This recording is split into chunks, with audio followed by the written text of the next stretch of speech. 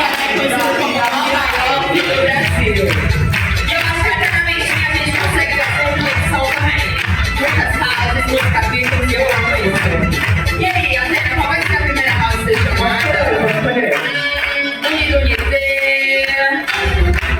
International Legendary House of Chanel aqui. Chanel. Where's the C? Chanel. Where's the C?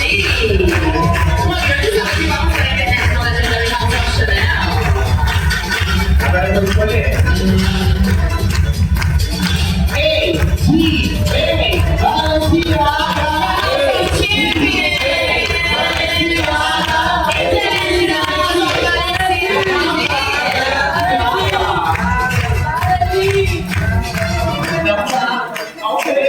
Uma grande salva de palmas para a Xica.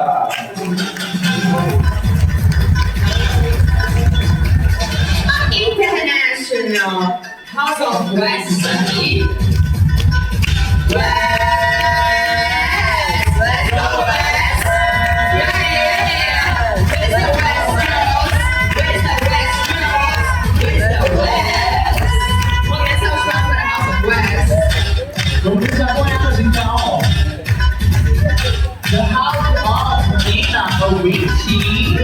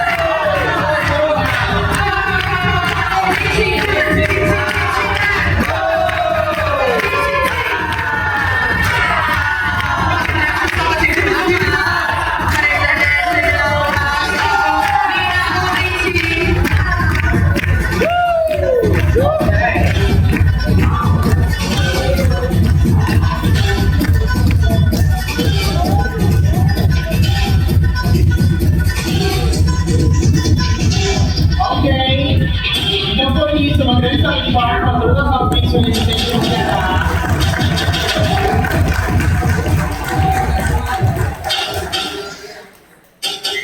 Tá faltando mais nenhuma casa, né, gente?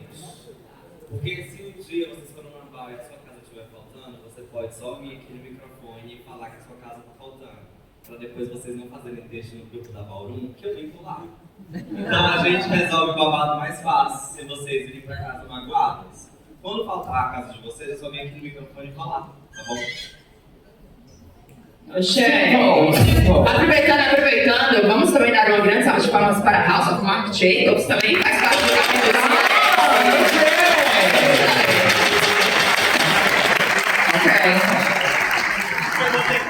She's a Mary girl. Ok, então agora a gente pode iniciar. Tem alguma house mensuinha aqui presente que tá faltando? Não, né? Ok. Então a gente pode dar início à bola, né, Kari? A primeira categoria vai ser Bangers Performance.